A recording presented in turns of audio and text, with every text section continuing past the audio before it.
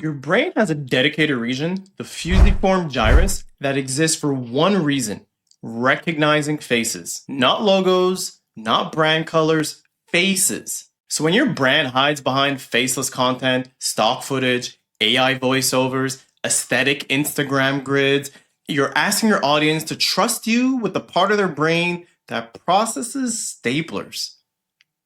And we wonder why the content isn't converting. Here's the reality. We're in the biggest trust crisis in modern marketing. 63% of people believe business leaders are actively trying to mislead them. Half of all consumers assume your content is AI generated, and they're less likely to engage with you when they think that. So the question isn't, should I use AI to scale content? It's, how do I prove I'm not a robot? The answer, whether you like it or not, is your face. I know what you're thinking. My brand is bigger than me. I'm building something professional. I'm not trying to be an influencer. Neither is Jensen Huang, CEO of Nvidia, the most valuable AI company on the planet. Every keynote, every product launch, every major announcement, it's him, leather jacket, on stage. Because even the king of AI knows his face is the trust signal. Now, let's talk about why faceless content is eroding your brand. What's happening in your audience's brain when they see a face versus a logo, and how videos create parasocial relationships that convert. Howdy, if it's your first time, I'm Chris Latham, and I help founders stay visible and build authority without the burnout, overthinking content, or dancing on TikTok. That's exactly what we do inside Expert Insight Sessions. Everyone's doing the same thing. You hired a designer, built a content calendar, you're posting consistently, maybe using AI to write faster, design faster, produce faster. On paper, it looks good. Professional, polished, on brand, meticulous. But here's the problem. Polished is the new cringe. I'm sorry, I'm the one not to tell you this. But in 2025, corporate polish doesn't signal competence. It signals hiding. Committee-written scripts, legal-approved messages, a brand so terrified of being human, it sounds like a press release.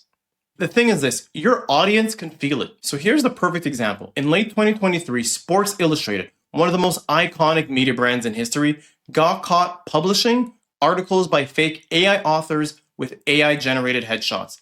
The backlash was instant, viral, brutal, decades of credibility gone in one news cycle. Why? Because audiences are now AI detectives. They're scanning for proof of life. They're looking for M-dashes. When they catch you faking the human element, the trust damage is terminal. If AI can make content, then why do you exist? Right now, faceless brands are in an arms race to the bottom. Same tools, same templates, same stock footage, same AI voiceovers that just sound slightly too smooth. The result? Your content blends into AI slop. An endless feed of polished, soulless, vaguely professional content that all looks the same, sounds the same, was made by nobody for nobody. Let's talk about what happens in your audience's brain. When someone scrolls past your logo, their brain processes it as an object, geometry, a shape. Maybe it triggers a memory, but there's no emotional activation. It's passive. But when they scroll past a face, your face, everything changes. The fusiform gyrus lights up. Facial recognition in under 170 milliseconds. Faster than any visual stimuli. But it doesn't stop there. When your audience sees you smile, their mirror neurons fire. Their brain simulates smiling. You're hacking their mood in real time. This is why when you watch someone yawn, it makes you yawn. Your brain mirrors what it sees. Then, if they watch you speak, hear your voice, see your expressions, watch your gestures, they build what's called a parasocial relationship. I think this was coined in 1956 to describe how TV audiences felt like they knew news anchors. The anchor didn't know them, but that didn't matter. The brain doesn't distinguish between real relationships and parasocial ones when it comes to trust. Parasocial trust converts. Posts with faiths get 38% more likes and 32% more comments, but engagement is surface level. The deeper ROI, parasocial relationships, shorten your sales cycle. Now, when someone feels like they know you because they've watched your videos, they've heard your voice, they've seen you think, They don't need to warm up on a sales call. The trust is pre-built. The CAC drops and the close rate climbs. Now, you're not creating content, you're creating familiarity. And familiarity is the psychological shortcut to preference. If your competitors are building parasocial equity and you're not, you're losing compounding trust guaranteed. Parasocial relationships compound every video, every time they hear your voice, every time they see your face. It's a deposit in the trust bank. Unlike ad spend, that equity doesn't reset monthly. Now, are you making deposits or are you asking your logo to do all the work? So now, I'm not sure if you've been living on the rock, but there's a conspiracy theory called dead internet theory. The idea is that 80% of the internet is bots talking to bots, fake accounts, AI content, engagement farms. The exact number? Debatable. The feeling? Now that's real. Now your audience is drowning in content that feels fake. It feels fugazi. It's inauthentic. Captions that sound like ChatGPT. Images that look like Midjourney. Voiceovers that sound like 11 Labs. So that's where video comes in. Not polished, scripted, B-roll heavy videos. You, on camera, talking to the lens like a real person. Referencing current events, making mistakes, laughing at yourself, proving you're human, existing today, not a scheduled post from 2022. It's the marketing equivalent of a proof of life photo. In movies, kidnappers hold up a today's newspaper to prove the hostage is alive. That's what founder-led video does. It proves that you're real. Now, why does this matter more than ever? Deepfakes are getting better. As much as we hate it, the technology is improving and deepfakes are inevitable. As AI-generated video becomes indistinguishable from reality, the value of consistent, high-fidelity, verified video from a trusted source skyrockets. We're essentially entering the verification era. Audiences will gravitate towards sources they can verify.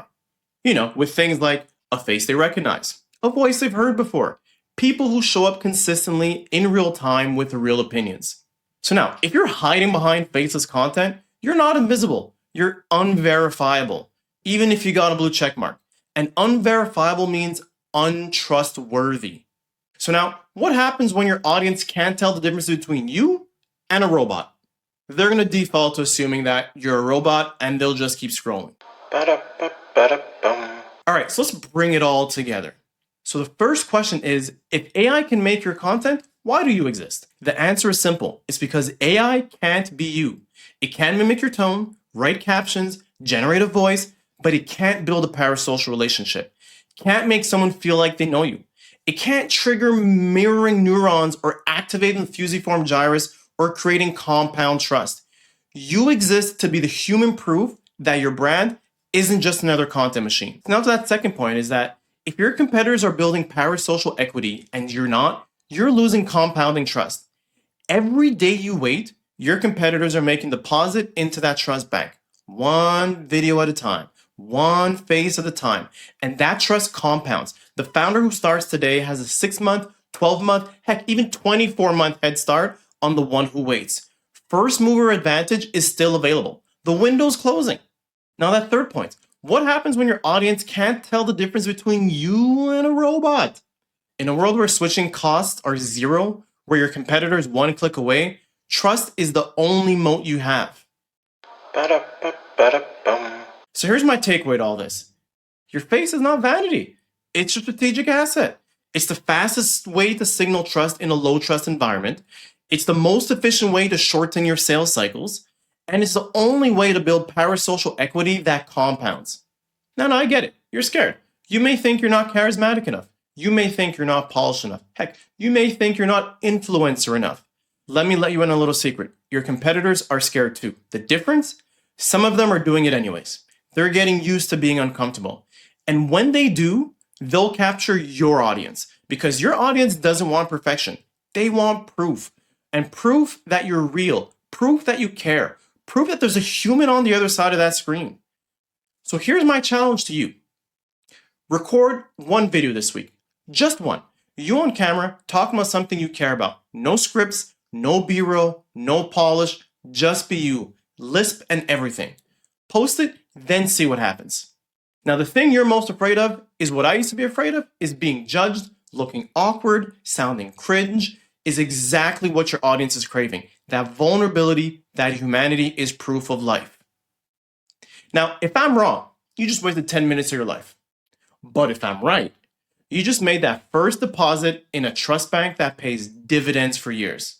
So you tell me, what's it going to be? Keep hiding behind a logo, or show your face and build a brand that people actually believe in?